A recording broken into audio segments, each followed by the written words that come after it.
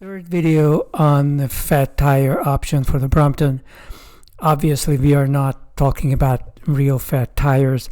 The only somewhat wider tire that you can get is the Green Speed Scorcher tire. That's a 1.5. If you haven't seen my previous videos on this tire, I'm putting links below. You can also go to my own page and check out all of the tires I recommend for yourself, and I will be showing you all of those tires in this video, including my comments. Now, this tire was first installed something like April or early May 2021 and was only removed just now in January 2024. So this tire had been on my bike for nearly 3 years.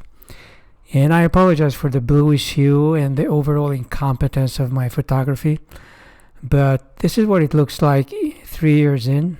You can definitely see deterioration on the surface because there is no tread of any sort, so all the rubbing is going through the whole surface. It doesn't look bad, really, for a 2021 tire. Even if you look closer, you just see that the shine is gone from the area where you ride the most.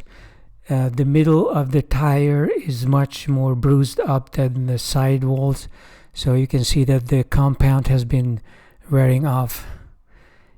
And I installed a tire liner when I had a flat with one of these tires.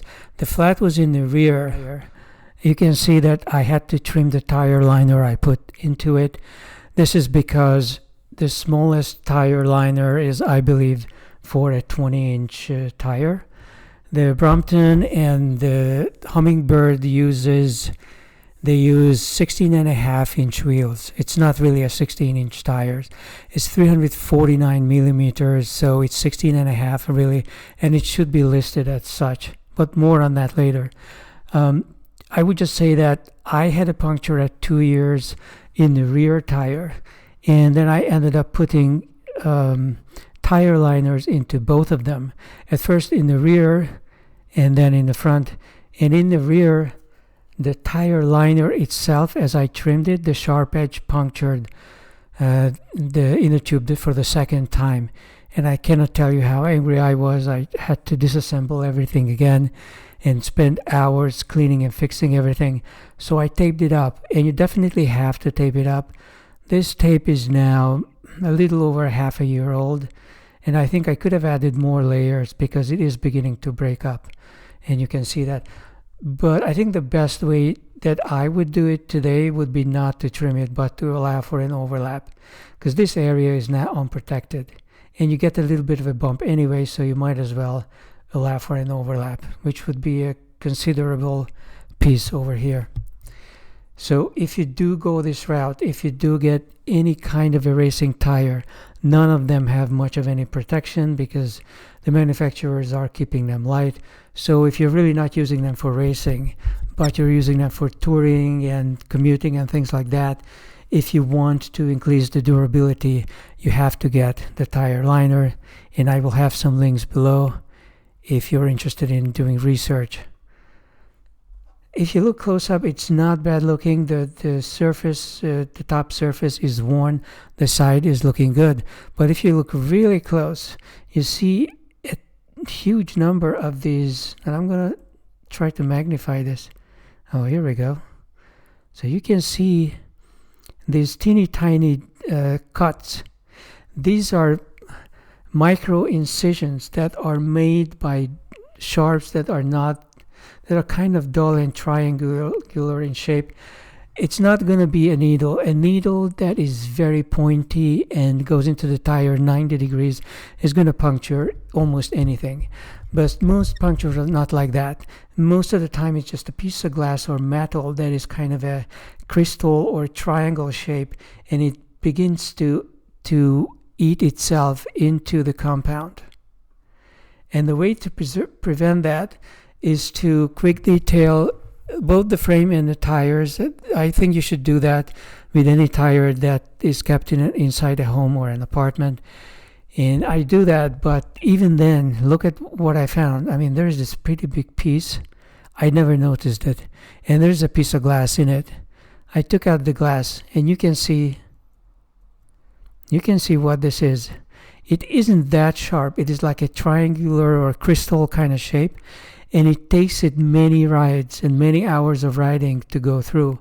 But because it's such a dull sharp, if you have a tire liner, it's going to be nearly impossible for it to puncture into the tire liner. And when you remove a tire, look at all these. There's one this here, and there's another one over there. Who knows how long these have been in the tire? And this can happen with a treaded tire as well, but the difference is if you have those kind of tires, you have those gaps in the surface, so it's not going to be so easy for these sharps to go into the tire. Still, I feel that for this tire to have lasted for as long as it did is absolutely remarkable. Never had a puncture with it, and I only had the tire liner in it very recently. And look at all this stuff. There's some more glass or some beads in there. And of course, the more of these scratches and dimples you have in the bicycle, the more problems you're going to have, because even if you take out the glass, the next piece of glass that comes here, some dirt or whatever, is going to collect. Even if it's just sand with just some teeny tiny micro sharps, they are going to collect in these crevices. So the tire really should be replaced. I would say if you're a casual user, a racing tire could last 2 years. Don't keep it any longer.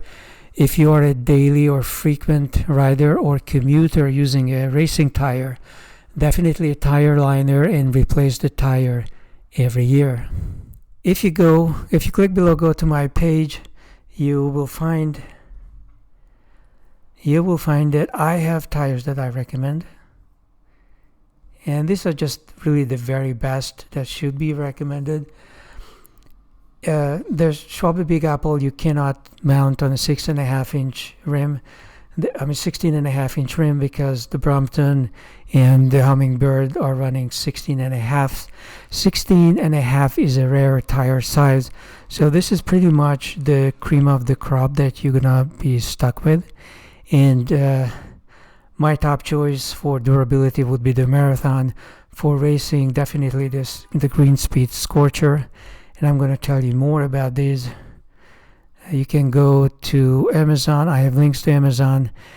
It's best to go to the Schwalbe store on Amazon, because that's where you see all of their offerings. Obviously, the main competitor for a racing tire against the Scorcher would be the Schwalbe Kojak.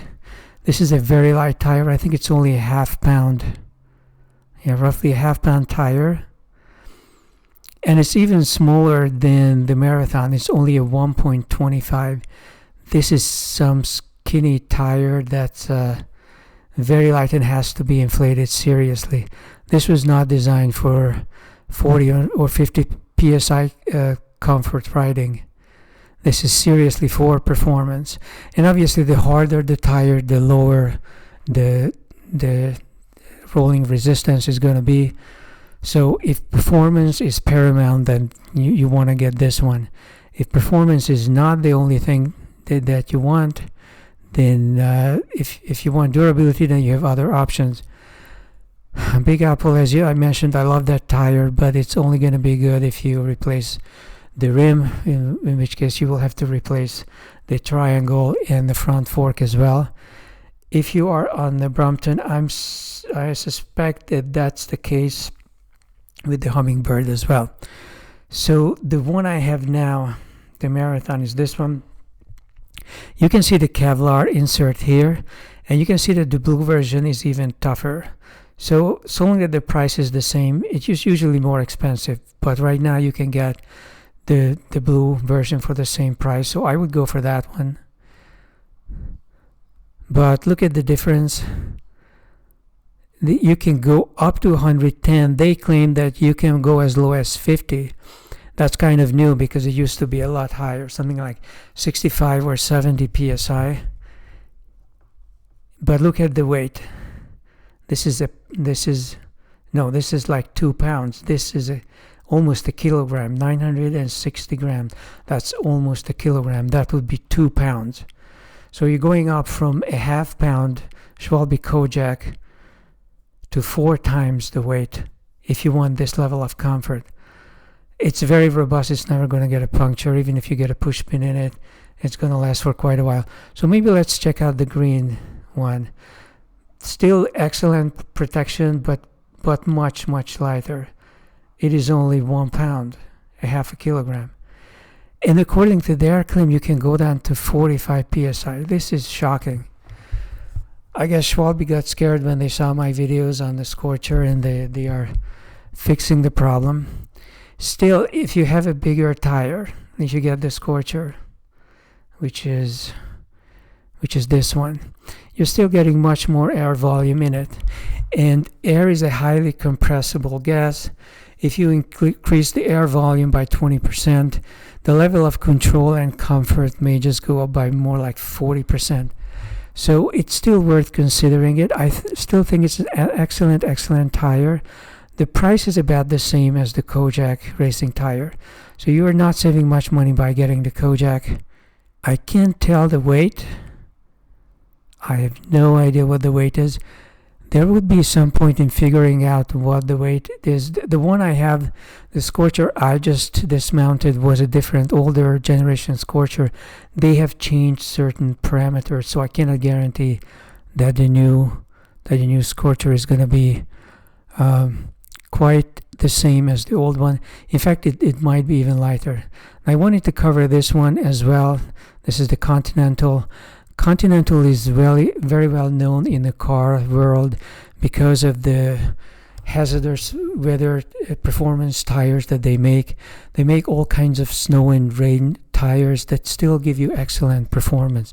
So you see that in the center, it's still very smooth. It's giving you the kind of performance you would get almost like from a Kojak, but there are drains in it. You see those drains in the center? So if there is some moisture, the tire is not going to slide as much, and if you have to lean over on the sides, there is a lot more traction available. So it gives you some sense of security. Now, for protection, they're not going to give you a deep Kevlar. 1.35 kilogram, that's like two-third of a pound, which means it's definitely heavier than the Kojak, but lighter than this one, the Marathon. So this is just, it's not the same tire, but this is roughly the protection you're going to get. It's not going to be a Kevlar, it's going to be more like a belt kind of thing, like a puncture tape or anti-puncture tape. It's not going to be this, but you're going to get something. Is it as good as a tire insert? I would say no. It's probably lighter, but it doesn't have that much of a thickness. It's mostly like a toughness. If you have that triangular piece of glass pressing against it, it's going to take it way long before it actually cuts through. So, do I recommend the Green Speed? I would say I do recommend it, but only if you are racing or using it for performance, or if you're using this for commuting or something like touring, more risky stuff, a little bit of off-roading, gravel roads and so on. I would put in a tire liner. And tire liners are definitely a good deal.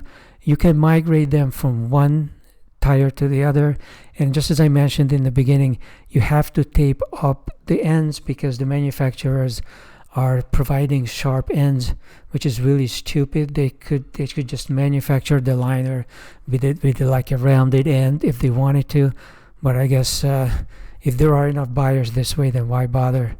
So definitely a tire liner. There are some new developments on the Schwalbe end in the sense that this is a small tire, but now they are okay with you running it as low as 45. So they might have become a little bit more comfortable.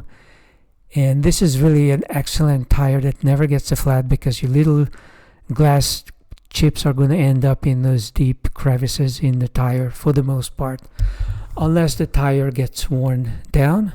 in which case you're going to end up with something like a Kojak, but it has a Kevlar in it. So even if the treads are gone, I would still use the tire until you finally get a puncture. That's one way of looking at it. This is all I have to say after almost 3 years of using the Scorcher tires. For the time being, I'm back on the Schwalbe Marathon mostly because of the amount of long-range touring and off-roading that I'm doing. I'm now doing mountains and greenways in the forest, gravel roads and everything, so I'm shocked that the smooth tires lasted as long as they did. If you want to go sort of halfway between the racing tire and a very durable tire, I think a Continental is a pretty decent deal. What I cannot stomach is this price. $75 for one tire. Give me a break. You could just get a racing tire and an insert, really. But it's a good tire, so it's a German tire, so you have to pay for it. You have to pay for the salaries of unionized workers. This is all I can say about tires for now. I'm back on the hardcore touring tire, and I have also reinstalled the fender because I ended up in the mud recently, and it was not a good experience. It took me about 4 hours to scrub everything, the bag, the bike, myself. All of my clothing had to be laundered and everything, so I'm more of a touring character now. This is it for the current video, and I'll see you in the next one.